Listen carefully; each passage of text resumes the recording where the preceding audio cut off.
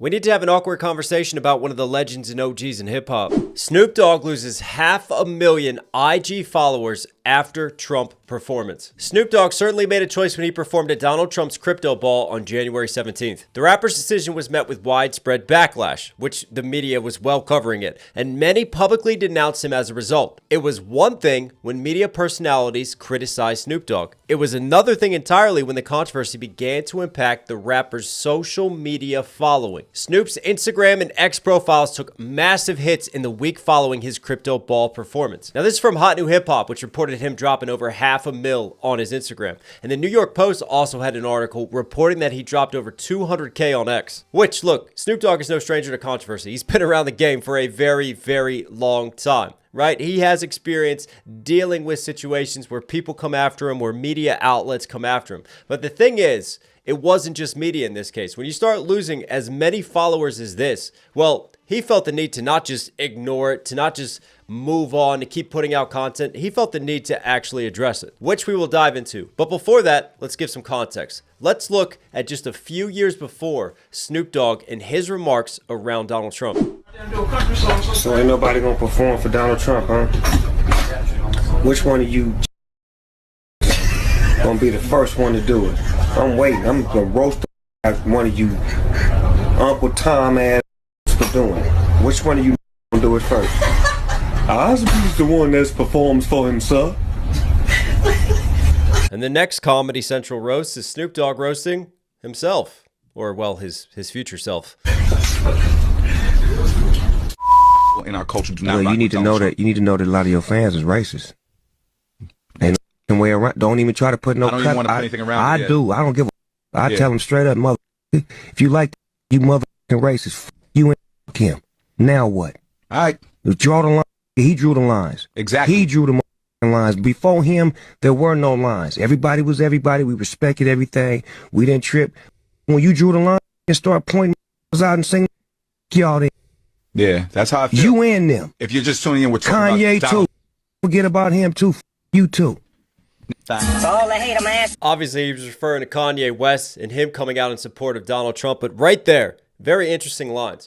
We're drawing the line. And Snoop Dogg is very passionate. I mean, you can hear it in his voice. He's standing 10 toes down in this situation. It kind of reminds me of when Eminem drew the line on that BET cypher, right? And just that whole going in on Trump and dividing his fan base and saying, you know what? No more of this. I'm drawing the line. And look, we all know how divisive politics can be, especially in today's world of social media and just bipolarity where hate and rage clicks and content that encourages you to engage, to argue, to be upset, that gets promoted a lot more than content that makes you, well, mentally balanced, that makes you happy, that makes you satisfied, because you're going to spend less time on algorithms, you're going to spend less time on platforms, and yeah, artificial intelligence and computer programming is smart enough to know what keeps you engaged and what keeps you locked into a certain app versus content that, yeah, you might digest, you might enjoy it, and then you'll put it down, you'll walk away, and you'll continue living your life. So it's not surprising that we now live in just this bubbling, boiling pot of just serving you just this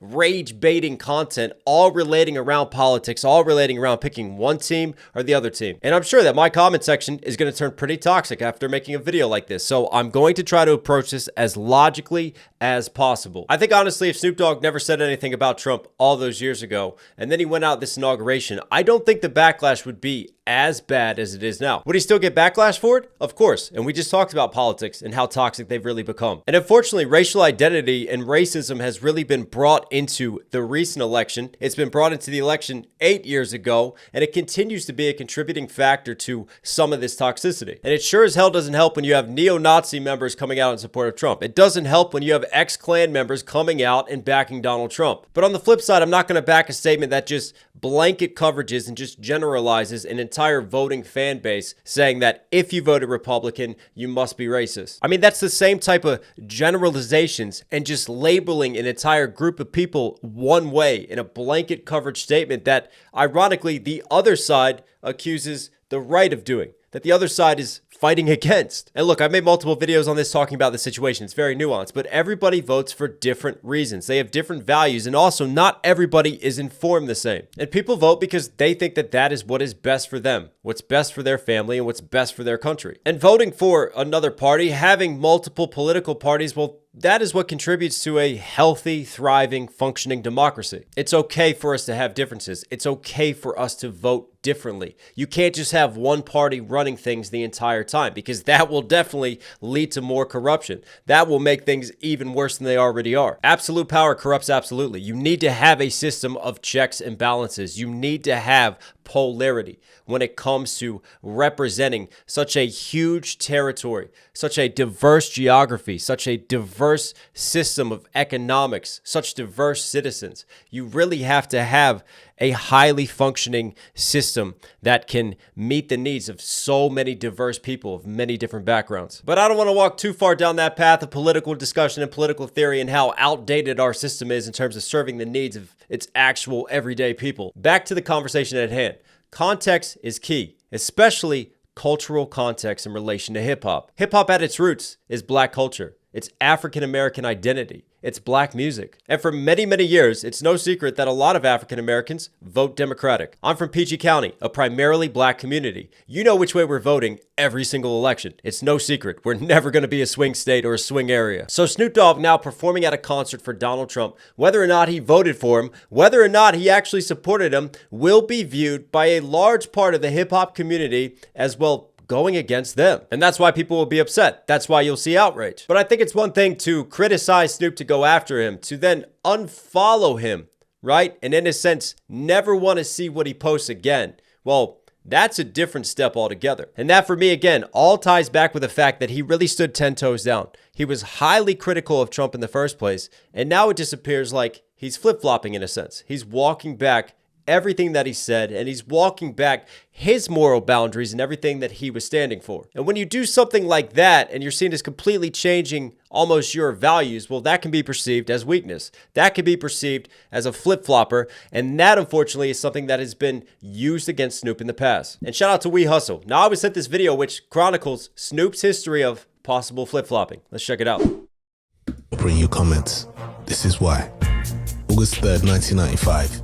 Suge Knight plants his flag in the East Coast West Coast beef. Dancing, coming down from. Puff tries to simmer things down. And I'm very proud of Suge Knight for their accomplishment. But Snoop adds more fuel to the fire. The East Coast ain't got no love for Dr. Dre and Snoop Dogg. 4 months later, he doubles down in the video for New York, where he's seen kicking down in NY. That's kind of disrespectful. During that time, it came to light that Snoop's trailer was shot up during filming of the video. Biggie called the shot. Allegedly. No, he did. Regardless, Snoop apologized and said the video meant no disrespect. I know you called that shot on them. They missed. I forget you. What is that? However, peace talks didn't last long when Tupac was released from prison and all hell broke loose. You had to take them out. Snoop Dogg would later claim he didn't support the beef or the diss track Hit 'Em Up, even though it later surfaced that there was also a recording of him dissing Biggie. This hypocrite. Sadly, as the story goes, Tupac was down in September of '96, and less than 4 months after his death, Snoop reached for his white flag again. Biggie Smalls, he's an artist that I love what he do. Unfortunately, his words did no good, as on the 9th of March 1997, Biggie's life was also cut short. He was out. A year later, Snoop appeared with Puff on the Steve Harvey Show as a gesture of solidarity. There ain't no East Coast, West Coast beef. And they maintain their relationship to this day. As the years rolled by, Snoop's battles continued. Gayle King, funky dog hit. Within days of this forgot about the post, Gayle. in true form, Snoop apologized. Gayle King, I would like to apologize to you. Snoop remained the favorite uncle many continued to stand by, even when cursing out Kanye for sitting down with Trump at the White House. Fuck you and fuck him. Now, in this same interview, he was caught blindsided by the interviewer when he pointed out that Snoop had previously taken part in the roast of Donald Trump.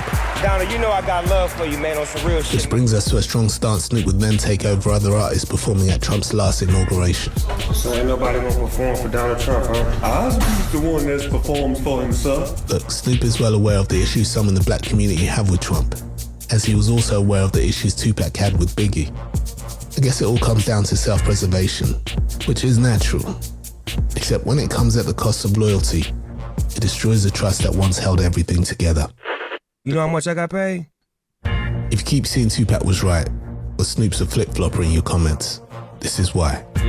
So there you go. As you can see, we're cherry picking certain events and certain timelines which don't necessarily flow chronologically, but it fits the narrative and it fits into a critique that's been happening of Snoop for many, many years. And there was even the Eminem situation. Remember when he just made sort of like those castaway comments on Eminem? He got a lot of backlash for it. And then obviously we get the Eminem and Snoop Dogg collab and them coming back together. Then of course you had Snoop Dogg resharing Drake's diss, Tailor-Made Freestyle, where he uses AI of Pac's voice, which a lot of the West Coast saw as disrespectful. And yet here's Snoop posting this and almost co-signing it, which of course he then walked back, said it was the edibles, as Kendrick said, and he used that as his out. I mean, personally, I don't think it's a coincidence that Donald Trump pardoned Harry O, who was co-founder of Death Row Records, and then later on, Snoop now is more supportive of Donald Trump. I mean, he publicly expressed gratitude for that release. You know, that's one of his people that Trump has now set free. So obviously, there is going to be a certain indebtedness in that situation. And I think something people also have to appreciate, especially like the Kanye West situation,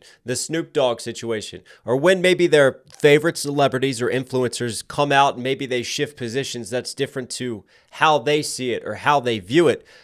You have to kind of step back. And one thing I think we all have to appreciate is that Snoop is at a very different income status. He's at a very different wealth. He's at a very different status of celebrity than you or me. And that is true. And that is the case with a lot of celebrities when they wade into politics or when they get involved in political issues. I mean, Snoop Dogg has spent just as long now being in the public eye, being rich, being successful, than he has coming up from Compton, coming up from nothing, coming up poor. And obviously as time goes on, that's going to shift your values. That's going to shift what you want to protect. That's going to shift what you want to support in terms of political candidates and what types of policies you want to see passed. And this is no secret. We see this happening with a number of celebrities, and this has happened to rappers in the past. And that's not to take away from Snoop's influence on the culture. That's not to take away from his music, from everything he has contributed to the art form, to everything that he has done within hip hop. I'm just saying his context and his world have changed. And as fans, it can be difficult to adjust to that because a lot of people want to relate to him. A lot of people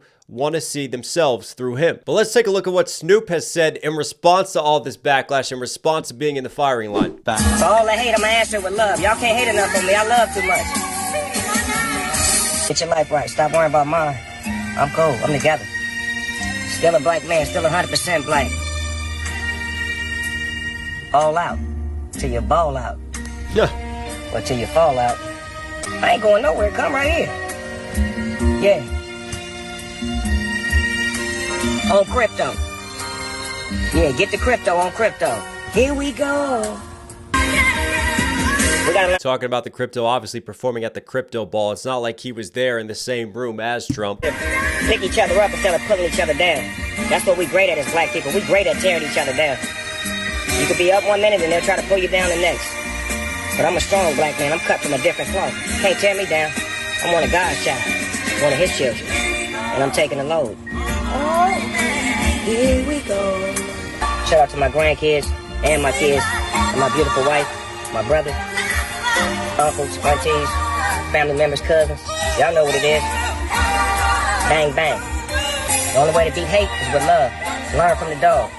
Teach you something every day. God bless y'all. I'm out. Hey.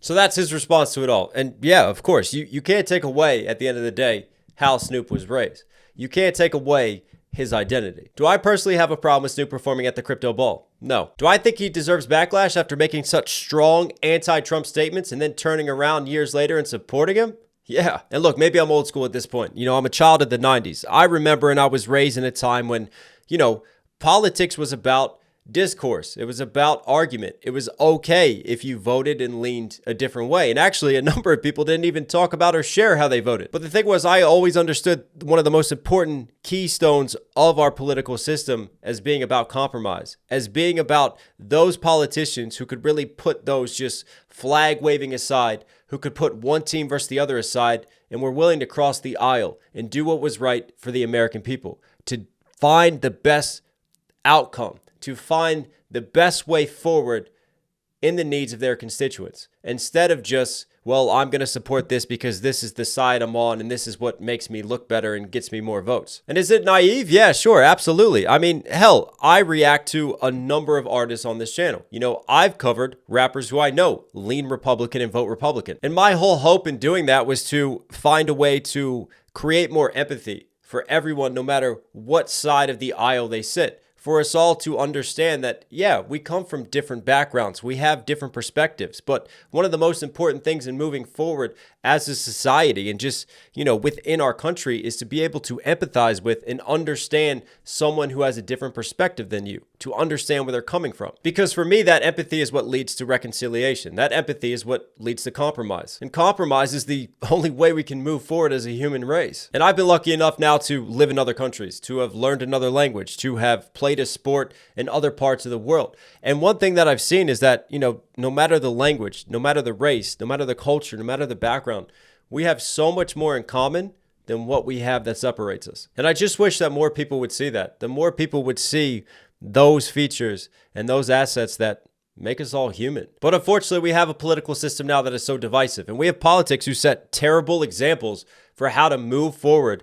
as humans. We have politics who take zero accountability for their actions, who when they come under fire, when they come under the scope, they just blame, they misdirect, they misplace blame, and they point it outwards. And they try to stir up anger, and they try to fearmonger, and they rage bait. And that is a dangerous precedent that has been set through politics and a dangerous precedent that's being set on social media each and every day. And I think a lot of politicians are more beholden to the interest groups who fund their re-election campaigns, to the businesses who help to fund the re-election campaigns, and are more worried about, just continuing their job than actually making a stand and doing what's right. But I feel like there's a huge disconnect from just the common people, just the everyday citizen struggling to survive as the rich get richer and the poor just get continually poorer. And the most beautiful thing for me about rap is authenticity. It's just being true to yourself. And ultimately, that's where the backlash and that's where the unfollowing of Snoop lies, is that there's a lot of people who feel like he's not being true to his truths. He's not being true to himself. And I think over time, actions speak louder than words. We'll see in years to come if he was being his true authentic self in this situation. But anyways, what do you guys think about this? Do you think Snoop was in the right? Do you think he was in the wrong? I know there's going to be some arguments in the comment section. This was a very nuanced, complex video to make. I tried to handle this the best way that I could. I'm looking forward to seeing what some of your responses are and what you guys say. But as always, thank you for being here. Thank you for spending some time with me. I just thought it was an important situation to cover. A lot of people have been asking me about this. They wanted me to weigh in on this, and it's never easy to make a video on an OG, because one of the cornerstones that I was always taught is you always show respect to the OGs. And I never want to take away from Snoop Dogg's musical legacy. I never want to take away from his contributions to the amazing art that he has continually put out over the years. But anyways, thank you guys as always. Take care of these. Take care of these. I love you. Stay safe. Stay positive. It's a crazy world out there. Remember to unplug sometimes. Spend time with the people that you love. Protect your energy. Protect your souls. Protect your headspaces. All right, everybody. Catch you again. Sit down. Sit down. I'm like, wow. How we do it like that? Like, wow. How we do it like that? Like, wow. How we do it like that? Like,